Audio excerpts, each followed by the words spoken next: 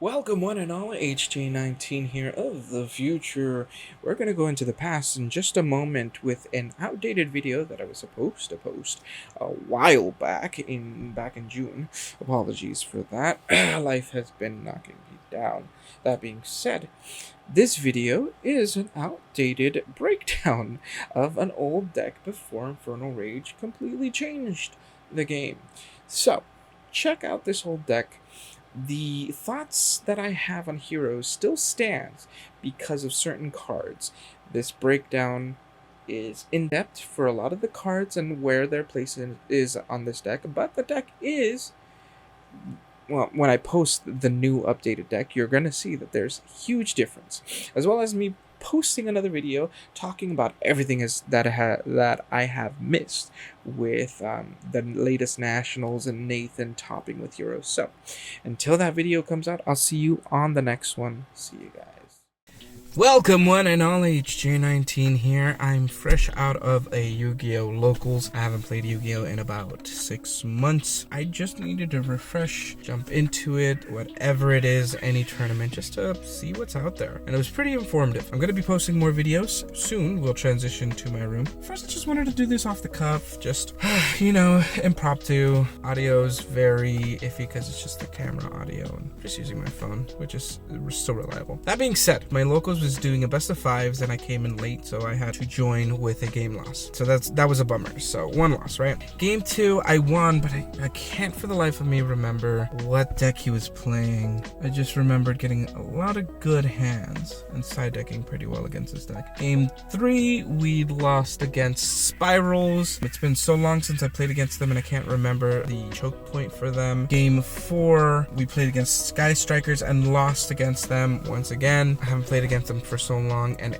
the things that I did side deck against them, I didn't draw. They were able to set up a pretty strong field. Even though I did win the first game, the last 2 games were pretty difficult. And then the 5th one was against Mathmech, and he knew the lanes to be able to build a strong board. He would have won if he would have remembered at least his last 2 negates. The first one he forgot 1 negate, which allowed me to summon DPE, and then the last one he just gave up when DPE came onto the field. He just said, "Oh, I don't remember what else to do," and I played wrong. I'm like, I don't personally know Mathmex too much, but he seemed like he knew it enough to set up a strong board, but just didn't know how to play through everything I was going through. So that was interesting. Still feel he would have had it, but something was off. It's pretty insightful. Unfortunately, I didn't get to play against the top decks out there right now. I think Spirals are still going to be more popular and prevalent when it comes to higher competitive, but we'll see. It's still gonna probably be tier 2 compared to other decks, even tier 3, so I don't expect it to be playing well for the higher tier, like YCS and regionals and everything. That being said, before we transition to my room, it was a very insightful day, and it makes me reevaluate my side deck. We'll do a deck breakdown when we get home, and we'll talk a little bit more about what I think heroes are really going to need to be competitively viable in this format. Also, I'm missing a lot of information because I didn't play any of the top decks. Didn't play any of the remnants of Kashtira. It was a Pearly deck. I won against that Pearly deck. That's what it is. I just continue to draw outs, and once DP and Darklaw were on the field, it overwhelmed him. Also, he didn't really set up a strong board. I don't know if it's the ban list that got him to that, but who knows. As for now, I think we've been here for long enough. Let's go home. Welcome back home, one and all. It's actually been a few days since Locals. It gave me a little bit of time to fester in the competition. I still remember it is Pirellis, Sky Strikers, Spiral, and Mathmech. I had a really tough time against Sky Striker and Spiral. That being said, let's go ahead and see what I was running and talk a little bit about heroes in general. I'm definitely going to be posting another video after this, either the day of the upload of this one or maybe the week after. We'll see how my schedule allows. But yeah, first let's go into the Destiny heroes. 1 Plasma, 2 Malicious, 1 Decider, 1 Denier, and 1 Dark Angel. Now, I'm starting to realize that Dark Angel is something that, if pulled off, can really dominate the game, obviously, but I think a lot of people have already experienced it so many times that it is a norm. If they have the out, then they will go into it. More likely than not, they do have at least one card within their extra deck to be able to really take this off their board. That being said, you can still use its graveyard effect. The real conversation that I want to have is Decider. Now, Decider in this tournament was okay. I enjoyed it. I really do like Decider. I was running Draw Hand before it. I just took it out because I thought maybe let's put Decider in and see how that goes. It was okay. I didn't really get to utilize it, and when I did use it once, it didn't do much. The backdraw of Decider is that you can only do it once per duel, and that's ridiculous. I think heroes are really being limited by Konami being like, well, we saw Malicious dominate in a lot of decks. Never again. Stratos also did the same thing. Never again. So we're not going to give any unlimited stuff. It's like, you don't have to unlimit everything. Don't give us soft ones per turn. Give a hard ones per turn, but allow us to utilize multiple effects. If we get a hero that has 3 effects, let us use all 3 effects that one turn. We'll continue talking about it, but Decider I think I'm going to take out. I used him years ago, but then I swapped out to Draw Hand, and I think I'm going to go back to Draw Hand just because it allows me to have a lot more shenanigans with Droll and Lockbird, allowing me to control my opponent's draw, you know, bring out Draw Hand, force them to draw, Dark Law that draw as well as Droll and Lockbird, so now we just took away any of their searches by forcing them to draw. So that's one of the combos that I actually love doing with Draw Hand, aside from the if you run 3 Dark Laws, you can snipe 5 cards from your opponent's hand. Now that combo takes a little bit of work, but that's why I want to go back to Draw Hand, just because I feel like I have a little bit more control aside from Decider. Yeah, we do get that recycling effect. The fact that it's once per duel is ridiculous. That is 6 Destiny Heroes. Then we have Elemental Heroes. 1 Honest Neos. I don't care what anybody says. Whatever hero deck you're playing, staple 1 Honest Neos. Lets you run over anything. Use it as discard fodder. Fuse with it. DPE fuse, or fuse any other elemental hero or any other fusion. Honest Neos, great. Also, those niche times where they Wonder Driver, they battle your Wonder Driver and you have an Honest Neos. You don't want to throw down an Honest Neos just to save your Wonder Driver. Boom. Wonder Driver dies. Special summon Honest Neos. Boom. It's a niche thing, his secondary effect, but himself in any hero deck, staple. I believe he's a staple. 2 Stratos. There are people that like to play 3. I like 2. We already have to battle for our normal summon. We have a lot of capability to special summon, and we've been getting more extenders, and who knows what other support Konami's going to give for heroes. We may get another type of like Bubble Man, allowing us to special summon from the hand or from the deck. Who knows? But Stratos, I think 3 is just a little bit too cluttery. I'd rather just draw 1 or draw both. If you run 3, that's your prerogative. I think Stratos at 2 is a nice sweet spot. Liquid Soldier, no matter what hero deck you're running, 1 Liquid Soldier suffices. Going back to that whole Konami doing a whole bunch of limiting to heroes, right? We have 2 fantastic effects, but guess what? You can only pick one or the other per turn. Absolutely ridiculous. But then again, if we match that with Shadow Mist and we're able to use both effects, all 4 effects, then that's essentially plus 4ing. I kind of get it, but at the same time, we have other decks that can mill 15 cards. We have other decks that can snap your opponent's field easily. We have other decks that can limit your opponent's field. Like, Konami, allow heroes to flourish again. 2 Shadow Mist, once again, has a limiting effect. Some people have limited her to 1. Others have done 3. And once again, 2. I think 2 is a good sweet spot. And that's 6 Elemental Heroes. Then for the Vision Heroes, 2 Ferris, 2 Vion, and 2 Increase. I know a lot of people are all like, oh, let's do 3. I want to draw it. I want to draw it. I want to draw it. Yeah, but I think 2 is a good consistency. Allows me to draw other heroes. Allows me to do other things. And once again, there goes Konami limiting heroes once again. This is essentially tricky and quick draw. Discard any monster. This obviously has to be a hero, especially when we have that new archetype that can reveal a monster in your hand, and if it, depending on the attribute, it gives that monster another effect. I think that deck should have strictly been like revealed the same archetype monster from your hand, and then the attribute will give it another effect. But hey, you know, especially the fact that we have a major limit on Ferris to discard a hero, but it didn't need that limitation because the secondary effect, which is the main important important effect to go into increase and then Vion limits you to summoning heroes for the rest of the turn. So you didn't have to force us to discard a hero. You could have just have had the generic discard one monster and still have us do well. That wouldn't have splashed it to any other deck. They would have played tricky. They would have played quick draw. I'm complaining, but I mean, I've been dealing with so many limitations with heroes, and the new support with Neos did it too, and it's just like kind of getting tiring. But that's another 6 heroes. Now for the hand traps, I run 2 Droll and Lockbird and 2 Nibirus. I'm considering taking out one or the other and upping to 3 in one of them. We'll see what happens, but for now, this is what I ran at the tournament. And Droll and Lockbird consistently came into my hand, but Nibiru rarely did. And when it did, it was like my opponent didn't want to summon anything. It's like they knew. I'm like, okay, that's interesting. Still play testing them out, but I definitely have to up them so I could see them more in hand. As for the spells, we have triple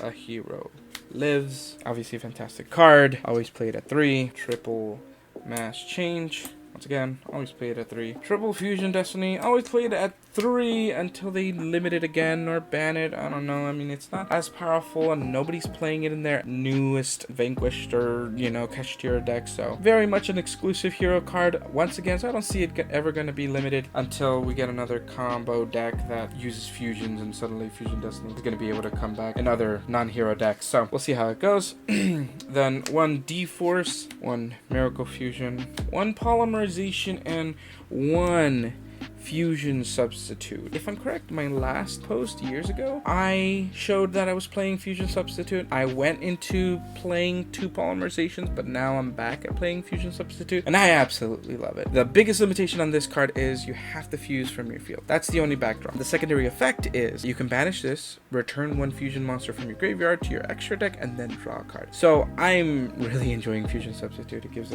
some pretty cool recycling capability to the heroes, and it's great. 2 Super Polys. I think it's time to bring it back. Not that many people are playing Super Poly. I think Branded are still playing Super Poly. I think it's best to bring it back. Yes, it's going to be hand traps, but also given the fact that people can play strong boards, we can just take care of it fairly easy. It's fantastic. Super Polymerization, I think it's a great time to bring it back. Then we have 2 Triple Tactics Talon.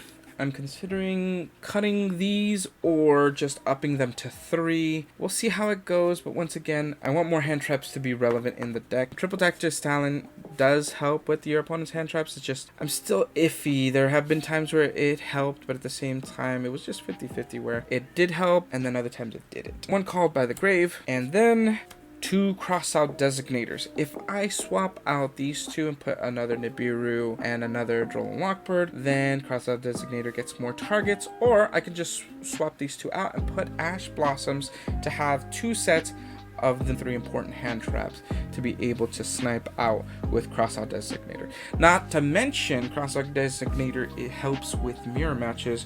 If your opponent is playing heroes, just snipe out one of your cards, say no Fort Joe, no Stratos, no DPE, no Fusion Destiny, no whatever. Next, we have the extra deck, which this is actually going to be a very standard extra deck except for 2 cards. We have the double Cross Crusader, 1 Wonder Driver, and 1 Dread Decimator.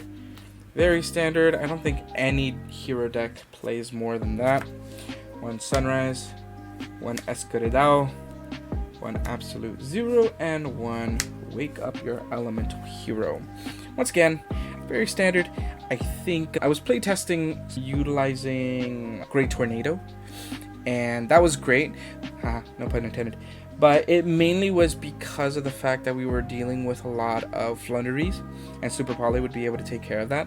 But I usually side decked Great Tornado, and the hardest part about decking a Great Tornado is remembering that you have Great Tornado in your side deck when you face a Flunderies player. That's what happened the last YCS that I went to, and I completely forgot that I had it in my side deck.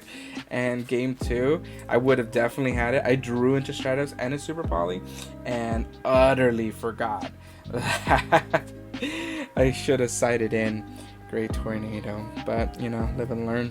1 Mascara Blast and 2 Dark Laws. I took out Acid. It was great whenever you could do the Absolute Zero Acid combo, but it took some effort.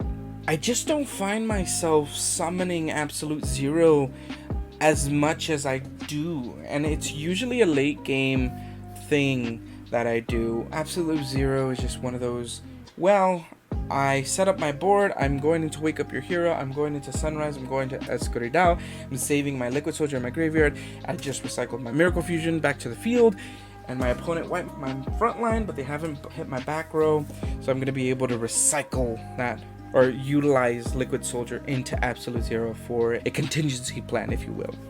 So I just find it a little bit more difficult to utilize Acid. I know that it's very important, especially dealing with Labyrinth and Sky Striker, but it's just very difficult to play that card right now. We'll see if I can sneak it in. Once again, this deck is having changes, but I think the extra deck, aside from Acid, is pretty solid. 2 DPEs, it's actually pretty easy to summon 2 DPEs, as well as if they Call by the Grave, Bestial, DD Crow, your first Destiny Destroyer, well guess what, you can Poly or Fusion Destiny once again into your secondary Destiny Destroyer, Phoenix Enforcer. I think a lot of hero players have been playing 2 now, so it's become a standard. Then, since I play Super Poly, I went back to playing Garura and Predaplant Dragostelia, or however you pronounce that. So, just went back to playing these 2. At any moment, I can take these 2 out, but with the Super Poly, I am very confident at keeping them in. Now, for the side deck, I played 2 Bestials. I only played it against the Sky Striker player, and he told me that it did affect him, but given the fact that the monster that I Bestialed didn't really come back, but he drew into all his spells that he needed. So, it was probably better if I would have drawn into Harpy Feather Duster or Cosmic Cyclone. Whatever. It is what it is. I don't really like playing them. I gotta see what's going on. Juris Worm, if I'm correct, is supposed to be a bestial version of one of Jaden's cards, so that's also one of the reasons why I gravitated towards him. But yeah, you know, if I'm gonna play something that removes from the graveyard, I think I'm gonna swap out to DD Crow and do it 3. Then we have 2 Ash Blossoms. I really want to try them in the deck. We'll see what happens. There was no need. I've noticed that specifically with all the decks that I played against, Ash Blossom's better against meta decks, like straight up meta decks. All the rogue decks are the tier 3, tier 2 decks that I played at. I don't even know if the decks that I said are tier 3 or 2, but I don't think that they're meta relevant, except for Pirellis when they get the new support again, then they'll be more relevant. But Ash Blossom didn't really do anything. I found that Droll and Lockbird and Nibiru, when I did pull it off, changed the tide of the game significantly more than both Bestials and Ash Blossom. So I know a lot of people are saying Ash Blossom is the best right now. I think Droll is a little bit better, but I definitely still want to have Droll, Ash, and Nibiru in the deck just because of their immense capability to turn the tide and really force a choke point within your opponent. I tried out Chaos Hunter, but I didn't really know when to side her into. I don't even know if any of the decks removed. I don't believe any of them did. So very much I think this is for Flunderies. When I do meet them, then, you know, we'll see how it is. One evenly matched. Yeah, evenly matched. I think I sided against the Sky Striker, but I didn't draw, as well as the Harpy Feather Duster, which I'm gonna show. But I only run one because I only have one, so it's just a matter of circumstances. Unfortunately, I do want to up my evenly matched to 2 or 3.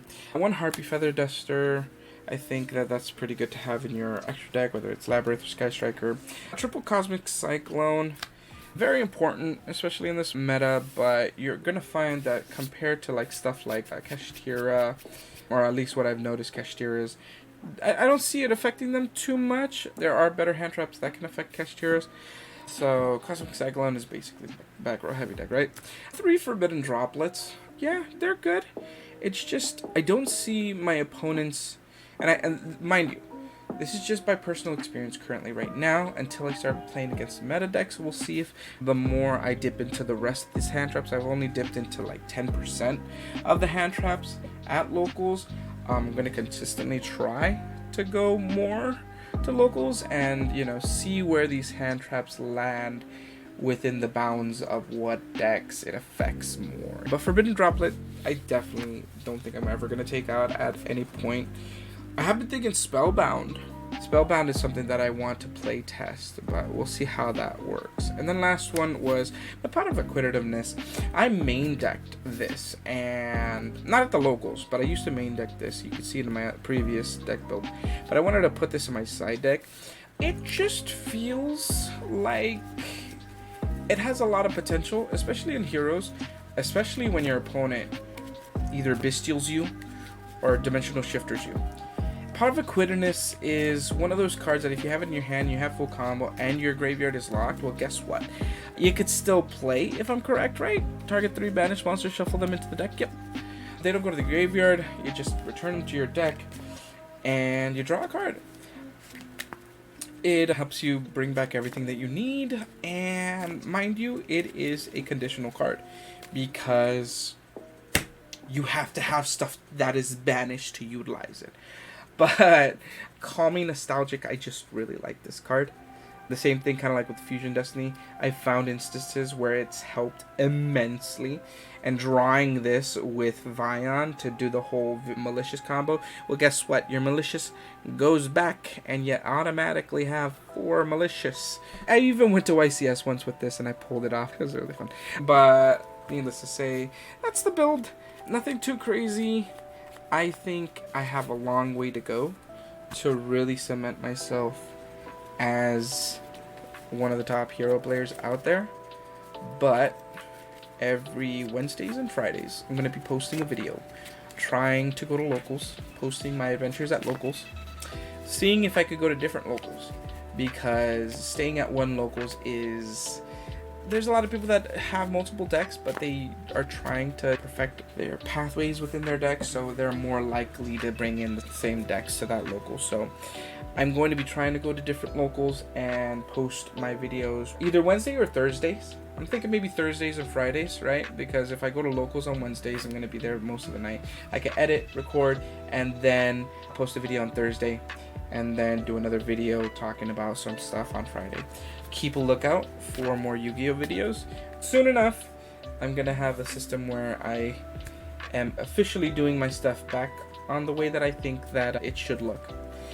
Yeah, I hope you guys can join me.